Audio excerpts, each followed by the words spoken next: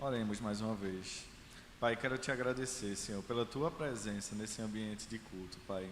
Recebe a nossa oração, Pai. Abre os nossos ouvidos, Senhor. Nos desliga do mundo, Pai.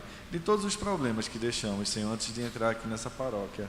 Te peço que fale conosco, Senhor. Que fale aos nossos corações, Senhor.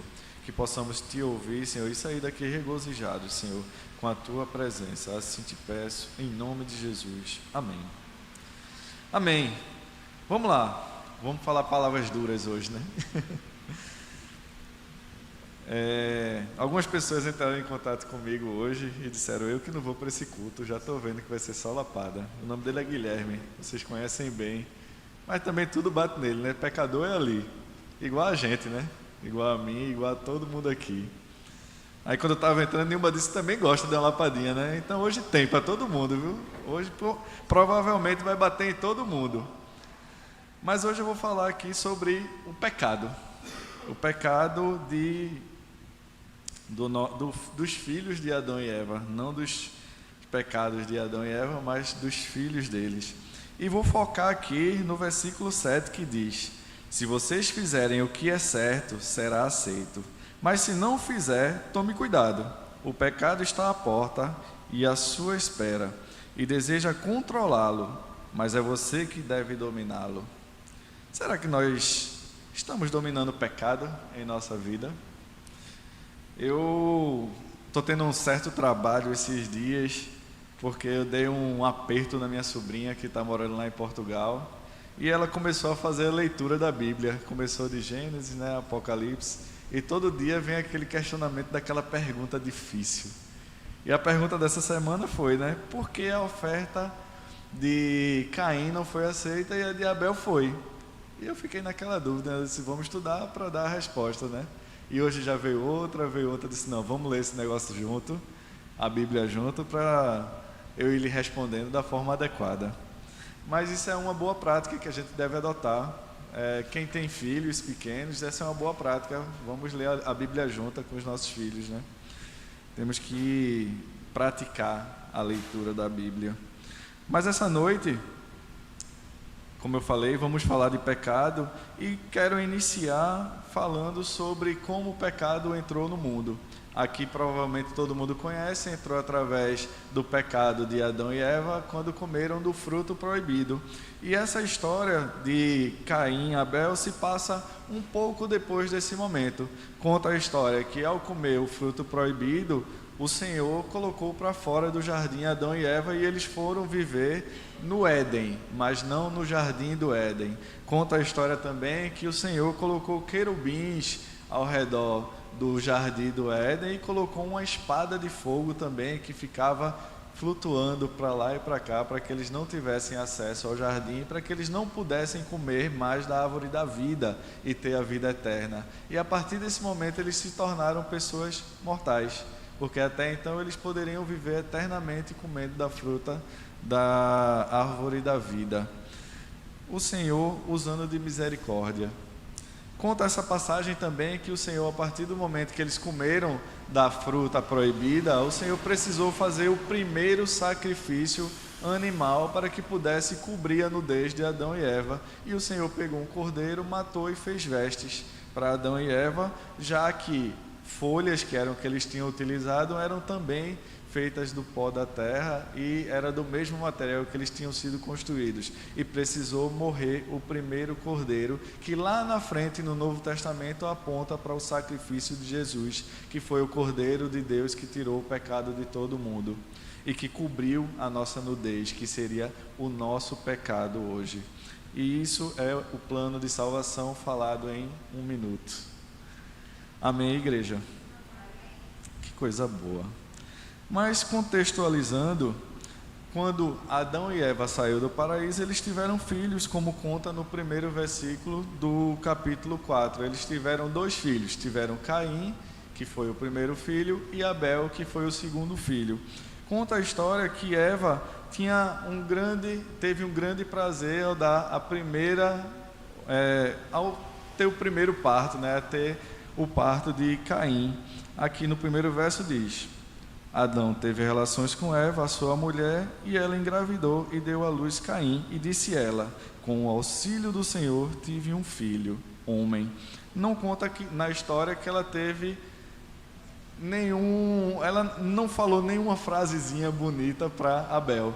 Se nós formos procurar no hebraico o que é que significa o nome Caim, fala que é prazer ou auxílio de Deus. E já Abel é sopro, algo que passa rápido. Conta a história que ela teve mais prazer em dar à luz a Caim do que a Abel. Mas mais na frente a gente vai ver que essa história vira, né? Aquele que menos dava prazer foi o que mais deu prazer. Porque a gente precisa refletir também quanto à concepção dos nossos filhos, principalmente para quem tem 2 filhos. Às vezes a gente tende a dar mais amor a um, ou então ter mais promessas sobre um do que os outros, e mais na frente pode ser que a decepção venha. Então o bom seria que o nosso amor estivesse em Deus, para que Deus esteja abençoando os 2 e que os 2 tragam muitas bênçãos para nós. Mas dando continuação aqui, conta a história de o primeiro sacrifício humano, que foi a morte do irmão de Abel, ou melhor, do irmão de Caim, né? Abel morreu pelas mãos de Caim, o primeiro sacrifício humano. Conta também sobre o primeiro holocausto, a primeira oferta a Deus que eles fizeram, a primeira oferta humana feita a Deus, que foi a oferta de Caim e a oferta de Abel. Conta que ambos tinham profissões, um cuidava da terra e outro cuidava do gado. E o gado aqui fala de ovelhas, fala de cavalos, fala de bois e fala de todos os animais até então conhecidos. Um cuidava da parte animal e outro da parte pecuária, mas fala também de que ambos fizeram um sacrifício. Aí vem a pergunta de Letícia, né? Por que um sacrifício foi aceito e o outro não? E como é que eles souberam que um sacrifício foi aceito e o outro não? Não sei se esse questionamento também passa pela cabeça de vocês, mas na Bíblia não conta o que é que foi que aconteceu para distinguir entre uma oferta e a outra. Quando eu respondi a Letícia, eu disse, é porque uma oferta foi de coração e a outra não foi de coração. Aí ela fez, mas como assim? Eu disse, vamos lá. Quando alguém diz que lhe ama, você prefere que ela diga de boca para fora ou que ela fale com seus próprios atos ou com o próprio coração? Ela disse de todo o coração. Eu disse, entendeu agora? A oferta de um foi com todo o coração e a oferta do outro não, foi de qualquer forma. E ela entendeu. Tomara que todo mundo entenda também dessa forma. Mas aí depois eu fui procurar mais a fundo o que é que diferenciou a oferta de um para o outro. A história conta, não mais no livro de Gênesis, mas no livro de Levíticos, dizendo: saiu fogo de diante do Senhor e consumiu o holocausto, e as partes gordas sobre o altar, e vendo isso, todo o povo gritou de júbilo e prostrou-se sobre o rosto. Eu trouxe um pouquinho mais à frente, porque lá no livro de Gênesis não diz como foi diferenciado essa oferta e como é que Deus recebeu essa oferta de bom grado e a outra não, mas podemos levar em consideração que no Antigo Testamento toda oferta que era feita ao Senhor, caía-se fogo do céu e consumia todo aquele holocausto. E isso não era só holocausto animal, mas também era de cereais, eram ofertas de frutas, ofertas de verduras, eram de todas as primícias. Tudo aquilo que era de melhor que a gente poderia ofertar ao Senhor, Ele disse, leve lá, entregue aos sacerdotes e eles vão me ofertar como holocausto. E o fogo descia do céu. Então podemos imaginar que no momento daquela oferta, o fogo desceu do céu e consumiu todo o holocausto lá, que eram aqueles cabritos cevados que Abel ofereceu ao Senhor. E quando vimos lá as cestas de frutas, de verduras que Caim ofereceu, provavelmente não aconteceu nada. Então, um ficou com a cara emburrada para com o outro. Um irmão olhou para o outro e ficou com ciúmes, ficou com raiva, ficou sentido porque Deus não aceitou a oferta dele e aconteceu o que aconteceu. E aí vem a pergunta: será que quando nós entregamos o nosso sacrifício na presença de Deus, Ele tem recebido o nosso sacrifício? Será que quando nós entregamos o nosso sacrifício ao Senhor, nós estamos fazendo de todo o coração, assim como fez Abel? Como será que está sendo o nosso sacrifício? E aqui eu não estou falando de animal, nem estou falando de cereais. Aqui eu estou falando de nós mesmos.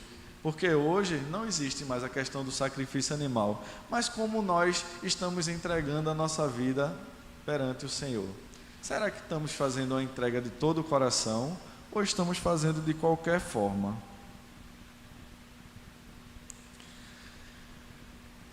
Não precisa ninguém responder não, tá? Isso aqui foi uma pergunta retórica. Eu fiz para mim mesmo no momento que eu estava meditando. Como é que tem sido a minha entrega para o Senhor? Será que eu estou me entregando de todo o coração ou não? E de onde foi que aqueles irmãos tiraram a ideia que era necessário fazer um sacrifício? Porque muita gente que está dentro da igreja hoje deve estar se perguntando: e eu ainda preciso sacrificar alguma coisa perante Deus? Será que o Senhor está recebendo o meu sacrifício? Será que eu tenho me sacrificado perante Deus? Ou será que eu tenho que me sacrificar mais? Adão e Eva viveu com Deus, eles andaram com Deus, Deus os visitava todo finzinho de tarde e muito provavelmente eles aprenderam com o próprio Deus a agradar àquele Deus maravilhoso que eles tinham. Tanto é que Deus, quando fez o primeiro sacrifício animal, Ele fez por amor a eles. E naquele momento eles estavam aprendendo com o próprio Deus o que era um sacrifício e como precisaria ser feito um sacrifício. Um sacrifício deveria ser feito por amor e não de qualquer forma. Se fosse para fazer de qualquer forma, eles estavam utilizando folhas de árvores até hoje.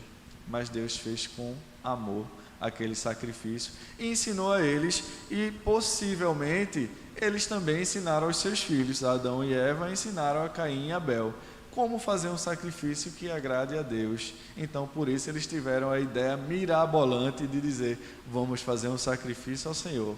E um disse: eu vou ofertar tudo o que eu tenho de melhor a esse Deus, porque eu sou grato a Ele. Enquanto o outro disse: eu não vou ficar para trás, eu também vou dar alguma coisa a Deus, já que o meu irmão vai dar lá. E como nós nos comportamos perante isso?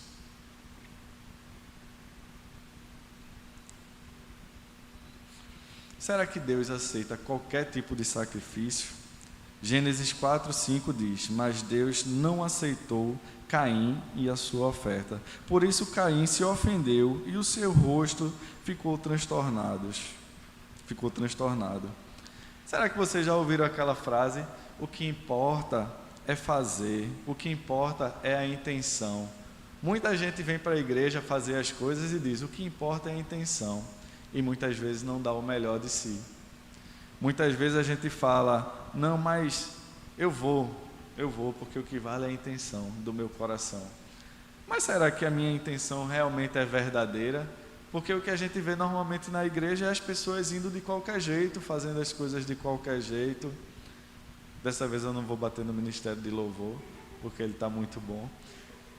Mas assim, a gente vê vários ministérios de louvor que vêm apenas para tocar música, não vem de todo o coração, não gosta de ensaiar, não gosta de chegar na hora, não gosta de fazer nada de coração, faz tudo apenas para estar lá.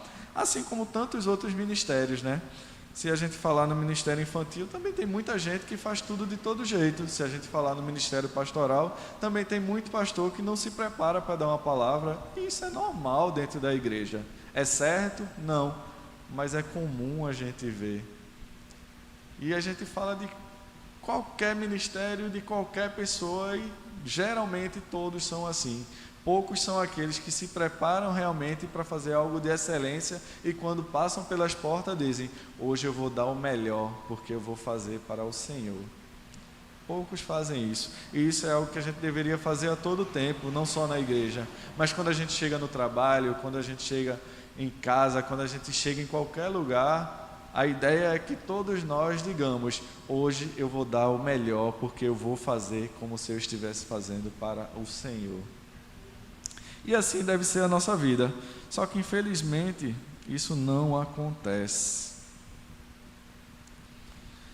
Quando for oferecer algo, nós precisamos mostrar, nós precisamos tirar o nosso coração e mostrar, para que a pessoa sinta que aquilo foi feito com amor, para que Deus sinta que aquilo ali foi feito com amor. Mas lá em Gênesis 4, 6, 7 diz: o Senhor disse a Caim: por que você está furioso? Por que se transtornou o seu rosto? Se você fizer o bem, não será aceito? Mas se não o fizer, saiba que o pecado o ameaça à porta e ele deseja conquistá-lo, mas você deve dominá-lo. Eu gosto muito de meditar sobre o pecado. Eu acho que quem mais peca, mais gosta de meditar sobre o pecado, né? E eu gosto muito de meditar sobre o pecado porque eu ainda tenho muito pecadinho de estimação. E acredito que todo mundo tem um pecadinho de estimação. Mas eu preciso estar lutando contra o meu pecado todo dia. E eu preciso estar lembrando quais são os meus pecados para que eu viva combatendo o meu pecado. Agradar a Deus não é algo fácil. Agradar a Deus é algo muito difícil. E conta lá a história, a Bíblia, lá em Jó 1:5, que Jó, ele fazia sacrifício pelos pecados que ele nem sabia dos filhos dele. Ele fazia sacrifícios caso os filhos dele tivessem pecado, para que fossem perdoados. E nós também precisamos ser assim. Nós precisamos pedir perdão todos os dias pelos nossos pecados, porque nós pecamos todos os dias, não só sabendo que estamos pecando, mas também conscientes do nosso pecado. Então, a nossa rotina deve ser essa, de pedir perdão a Deus. Tem tanto pecado que quando a gente não vê, já está pecando, né? E tem tanto pecado que a gente já deveria ter abandonado, mas não abandonou. Eu queria trazer aqui um pequeno testemunho meu de vida. Eu aceitei a Jesus, comecei a participar da igreja episcopal há mais ou menos 12 ou 13 anos. Eu recebi agora há pouco um lembrete do Facebook, né? Que fazem 8 anos que eu fiz o cursilho e eu entrei um pouquinho antes disso. Mas até então eu passei 2 anos já frequentando a igreja e ainda consumindo bebidas alcoólicas. E não quero dizer que isso é pecado, tá? Não é pecado consumir bebida alcoólica. Mas o que aconteceu foi que no meu casamento, eu me casei 2 anos depois do meu momento de conversão, e no dia do meu casamento eu tomei umas e outras, e foram muitas, não foram poucas, mas o problema também não foi esse que eu bebi. O problema foi que eu bebi e tinha muita gente da igreja lá, e no outro dia eu estava chamando muita atenção. Não sei se alguém sabe o que é isso, mas no outro dia muita gente foi procurar o pastor, veio me procurar, foi o bafafá nos grupos lá de decúrias, e muita gente veio perguntar: pastor, isso é certo, isso é errado, tal, isso é certo, o que é que a gente faz? E o pastor me chamou naquela salinha para ter aquela conversa bem maravilhosa. Mas digo a vocês que foi uma conversa muito marcante. Marcante, eu digo, porque não foi minha orelha que foi puxada. Porque naquele momento o pastor, ele não veio para puxar a minha orelha, mas ele veio para chorar na minha frente. Então por isso que eu achei muito marcante. Nesse tempo eu fazia parte da paróquia da Renovação lá em Paulista, e o meu pastor era o pastor Jarbas. E coincidência ou não, eu moro a uma rua depois da família dele, do pastor Jarbas. E eu tinha contato com a família dele. E todo dia que eu saía para ir trabalhar, eu via o irmão dele jogado lá na rua, alcoolizado, deitado no chão, dormindo no chão. Várias vezes eu vi com ele com corte na testa, sangrando muito, e passava por lá. E nesse momento ele disse: meu filho, eu não vou reclamar com você por causa do álcool, porque você bebeu lá, inclusive você tinha direito, era o seu casamento, você estava muito feliz. Eu não quero chamar a sua atenção por conta disso, mas eu quero compartilhar com você a minha dor.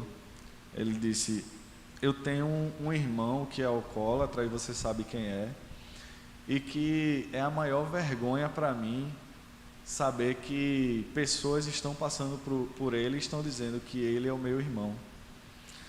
Assim como ele não só está se destruindo, ele destrói a mim e destrói todo o meu lar, destrói toda a minha casa, porque a minha mãe sofre por conta disso, as minhas irmãs sofrem por conta disso, e o meu irmão também sofre por conta disso. Então, meu filho, se você puder, pare de beber, porque isso não destrói só a você. E quando ele disse isso, eu consegui enxergar que aquilo que não é pecado para mim, ele destrói os outros. Porque eu nunca tive problema com álcool, eu bebia esporadicamente, mas o pecado, ele não destrói apenas a nós, ele destrói tudo que está ao nosso redor, ele envergonha todos ao nosso redor, ele dá mau testemunho de nós, ele dá mau testemunho dos que estão ao nosso redor. Assim foi com Caim e Abel. O pecado não foi de Abel, o pecado foi de Caim. Mas quem foi que sofreu as consequências do pecado? Quem sofreu foi o seu irmão. Quem sofreu foram os seus pais, que perderam os seus primogênitos. Quem sofreu somos nós hoje, porque a descendência vinda de Caim é a nossa descendência até hoje. Nós somos descendentes deles. Conta a história que Adão e Eva viveu mais de 900 anos, mas os filhos deles somos nós, porque eles foram os primeiros cidadãos da terra e nós somos o fruto deles. Nós somos o fruto da descendência. Fala que eles tiveram muitos filhos e filhas, e no início eles realmente casavam entre irmãos, até que depois Deus disse: não, vocês já popularam suficiente a terra, e então vamos acabar com isso. Mas o que eu quero chamar a atenção mesmo é para o mal que nós estamos fazendo às pessoas ao nosso redor. Aqui eu falei do meu pecado, que era o alcoolismo naquele momento, e eu falei que ele não causava problema para mim, o alcoolismo, diretamente. Mas indiretamente, toda vez que eu bebia, eu saía fazendo o que não devia. Eu corria atrás dos contatinhos, eu corria atrás do que não devia, eu estava sentado onde não devia, eu estava andando com quem não devia, estava fazendo tanta coisa que não devia, e aparentemente a mim o álcool não afetava, mas a minha esposa já estava ao meu lado sofrendo as consequências do álcool, mesmo sem eu ser alcoólatra. Às vezes a gente pensa que o nosso pecado, ele só afeta a nós, e esse é o maior erro da nossa vida. Porque se o meu pecado fosse o adultério, muito provavelmente a minha família estaria sendo afetada por isso, porque mais na frente o meu lar seria destruído, mais na frente os meus filhos iriam sofrer, sei lá, com síndrome do pânico, com depressão, com sei lá qual o problema, porque não foram criados pelos pais. E isso é o que mais acontece hoje em dia. Se o meu pecado é sexual, eu estaria trazendo doenças do mundo para dentro de casa. Então eu pergunto, qual o seu pecadinho que você precisa abandonar? Porque se você olhar direitinho, esse pecadinho talvez seja tão pequenininho para você, mas para quem está ao seu lado seja tão grande. Falo isso principalmente para quem tem filho, porque aquilo são pequenas esponjas que estão observando a gente e aprendendo com a gente a todo momento. Caim e Abel, eu já ia misturar aqui, Cael, aí lembrei de Gael. Mas Caim e Abel aprendeu a fazer sacrifício olhando os seus pais provavelmente fazendo sacrifício, assim como Adão e Eva aprendeu a fazer sacrifício olhando Deus fazer sacrifício. E os nossos filhos, eles aprendem conosco. E existe algo chamado maldição hereditária, que eu não quero entrar nesse mérito, mas eu quero dizer que há correntes que são criadas através do pecado. Se eu sou um alcoólatra, provavelmente o meu filho vai ser um alcoólatra também. Se eu sou viciado em imoralidade sexual, muito provavelmente os meus filhos também serão. Se eu sou viciado em sabe lá o que, em drogas, muito provavelmente os meus filhos também serão. Então, se você tem um pecadinho de estimação, mesmo que seja tão pequenininho, essa é a hora de abandonar esse pecado. E quando eu falo de pecado, eu falo do pequeno ao grande. A Bíblia fala do pecado que é para a morte e do pecado que não é para a morte. Quando ela fala do pecado que é para a morte, ela fala apenas de um tipo de pecado que é para a morte, que é a blasfêmia contra o Espírito Santo. Mas o pecado que não é para a morte é todo aquele que desagrada a Deus. E o que é que mais desagrada a Deus? É quando eu desagrado o meu próximo, porque ele disse que eu tenho que amar a Deus sobre todas as coisas e o meu próximo como a mim mesmo. Então, qual será o meu pecadinho? Se o seu pecado é aquele contatinho de WhatsApp, bloqueie, já passou da hora de bloquear.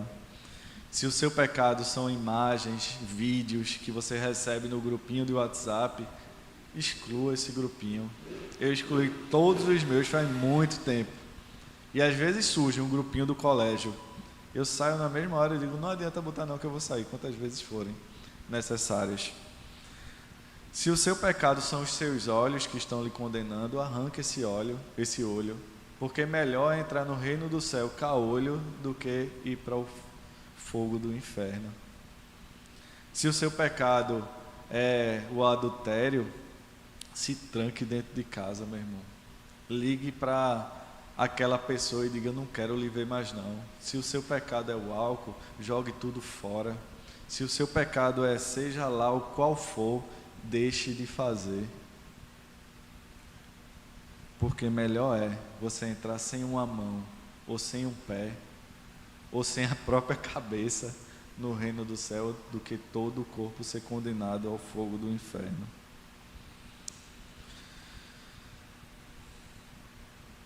Gênesis 4, 6 e 7. Saiba que o pecado o ameaça à porta. O pecado está ao nosso redor a todo momento. E cabe a nós dominá-lo, porque ele deseja nos dominar a todo momento. O pecado está nos rodeando a todo momento o inimigo das nossas vidas, ele está ao nosso redor e está dando banquete mesmo, é tanta coisa que vem fácil, é joguinho, é tanta coisa. Para o homem a gente pensa logo em adultério, né? Porque realmente é o que mais vem na nossa cabeça. Saia daí, saia de onde você está. Deixe de fazer o que você está fazendo. Tome cuidado, porque o seu pecadinho pode ser a destruição do seu lar. Além de matar o seu irmão, Caim não se contentou. Ele também negou a Deus o que ele tinha feito. E muitas vezes assim somos nós. Nós temos aquele pecadinho de estimação e costumamos dizer, não, mas isso é uma besteirinha. Isso não me domina não. Isso nunca vai me dominar. Eu era assim, quando eu dizia, o álcool não me domina. Mas a verdade é que ele me dominava. E uma verdade maior ainda é que um abismo ele procura o outro.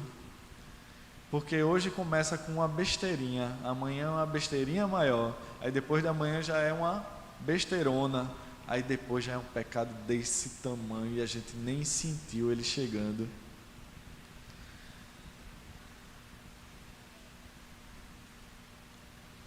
Primeira Timóteo 5,8 diz, mas se alguém não tem cuidado dos seus e principalmente da sua família, negou a fé e é pior do que o infiel. Será que nós estamos tomando conta da nossa família bem, mantendo esse pecadinho ainda fazendo parte da nossa vida? Será que esse pecadinho ainda precisa estar tomando conta de nós? Nós ainda precisamos estar vivendo colado com a canga do pecado? Porque Deus diz, né? cola em mim, descola do pecado, porque o meu fardo é leve e o meu jugo é suave. É melhor estar sob o jugo de Deus do que estar sob o jugo do pecado. A história de Caim e Abel não é apenas um relato antigo, é uma advertência, é um guia para a vida cristã. Aquele que é cristão, ele precisa abandonar o pecado, porque o pecado é o que destrói o cristão. O pecado é aquele que nos faz ter tanta vergonha como foi com Caim. Porque o que foi que aconteceu? A partir do pecado dele, ele foi expulso da presença de Deus. Ele foi destituído da presença de Deus. Ele precisou ir embora do jardim e foi viver às margens da sociedade. E foi viver sem o auxílio do Senhor. E muitas vezes somos nós, né? Quando nós pecamos, não é que Deus queira se afastar de nós. Porque o que foi que aconteceu aqui na história? Deus sabia do pecado dele, mas Deus sabia do pecado dele, mas Deus foi lá conversar com ele. Deus foi lá perguntar: cadê o seu irmão? E ele veio com piadinhas, né? Ele disse: eu sou dono do meu irmão, eu sou o vigia dele. Quem deve saber é o vigia dele. Vai perguntar a outra pessoa, porque a mim mesmo, eu não sei não da vida dele não. E mesmo assim somos nós. Quando nós pecamos, nós nos afastamos primeiro da igreja, porque a gente fica com vergonha, né? Deus se afastou da gente? Não, nem nunca vai se afastar. Deus deu lá a oportunidade dele dizer: Senhor, eu fiquei tão irado, porque o Senhor não aceitou a minha oferta, que eu acabei matando o meu irmão. Mas me perdoa, Senhor. Me perdoa, Senhor. Eu não quis fazer isso não. Mas a minha cabeça naquele momento, eu não sei o que passou pela minha cabeça de matar o meu irmão. Me perdoa, Deus. E eu tenho certeza que se ele fizesse isso, Deus tinha perdoado. E isso é o que nós precisamos fazer. Se pecou, meu irmão, peça perdão. Ele é fiel e justo para perdoar. Ele não vai julgar. Ele não vai deixar de perdoar, não. A gente pode crer que a partir do momento que a gente pediu perdão, Deus já perdoou. A graça já foi derramada. Tanto é que o sangue que foi derramado lá naquela cruz foi pelos pecados passados, presentes e futuros. Nós precisamos crer no perdão dos pecados. Então, se você pecou, não importa se foi pecadinho ou pecadão, peça perdão e se desvie do mal. Se desvie, deixe de pecar, porque Deus é fiel e justo, e Ele vai perdoar o seu pecado, e Ele vai continuar do seu lado. Se você continua pecando, não se afaste de Deus, não. Continue aos pés dele, peça perdão e continue. Como Abel, nossa vida de fé deve ser marcada pela sinceridade em nossas ofertas. Nós precisamos ter um coração grato, nós precisamos ter um coração puro, e tudo aquilo que nós fazemos deve ser de forma que agrade ao Senhor. Nós precisamos dar sempre o nosso melhor. Eu gosto tanto de Guto quando ele fala: eu não vou dar algo que eu não como não, eu só dou algo que eu boto na minha mesa.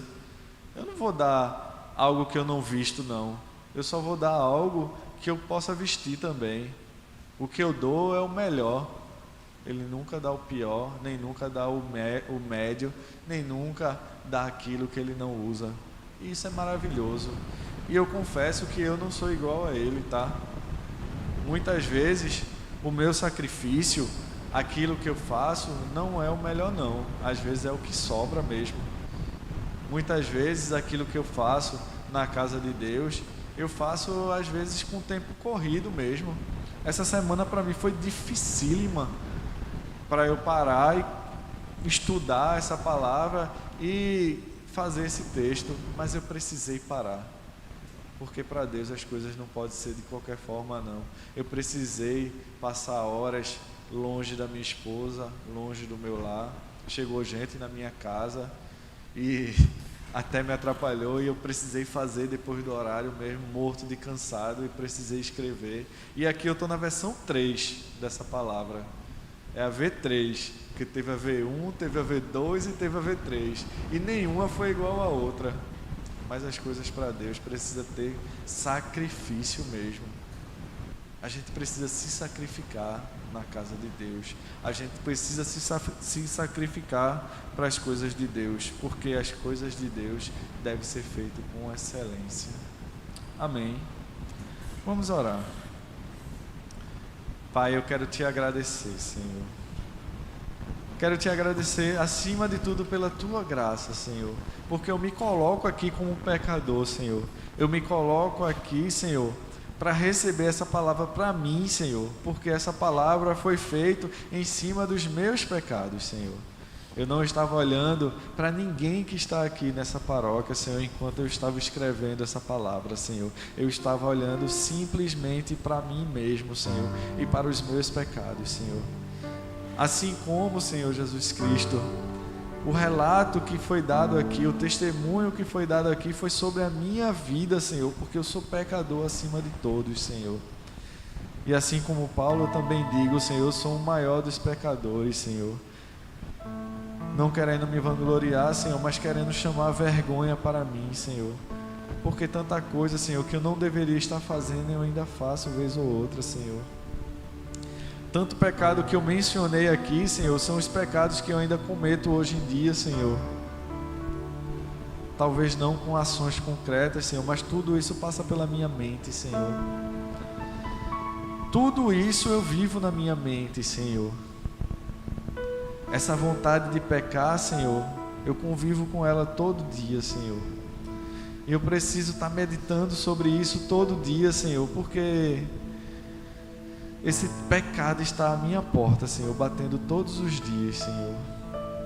Então, Paizinho, não olha para mim, Senhor, nem para as minhas ações, Senhor, mas olha para o desejo do meu coração, Senhor, de ser melhor, de ser santo, Senhor, assim como Tu és, Senhor.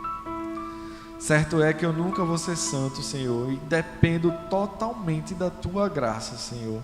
Eu dependo totalmente do Teu sacrifício, Senhor, lá naquela cruz, Senhor. Então te peço, Senhor, derrama a Tua graça, não só sobre mim, mas sobre toda a Tua igreja, Senhor. Derrama a Tua graça, Senhor, sobre a minha família, Senhor, porque eu desagrado ela todo dia, Senhor. Derrama, Senhor, a Tua graça, Senhor, sobre a minha esposa, Senhor, porque teve que aturar tudo isso meu, Senhor, e atura até hoje algumas coisas, Senhor. Derrama a Tua graça, Senhor, sobre a Tua igreja, Senhor, e faz com que ela também possa refletir sobre o pecado todos os dias, Pai. Porque o pecado, Senhor, todo dia vem e nos chama, Senhor. Mas eu escolho, ó Deus, eu escolho ser o Teu amigo, Senhor. Então vem, Pai, vem com a Tua graça e derrama sobre a Tua igreja, Senhor. Assim eu te peço, em nome de Jesus.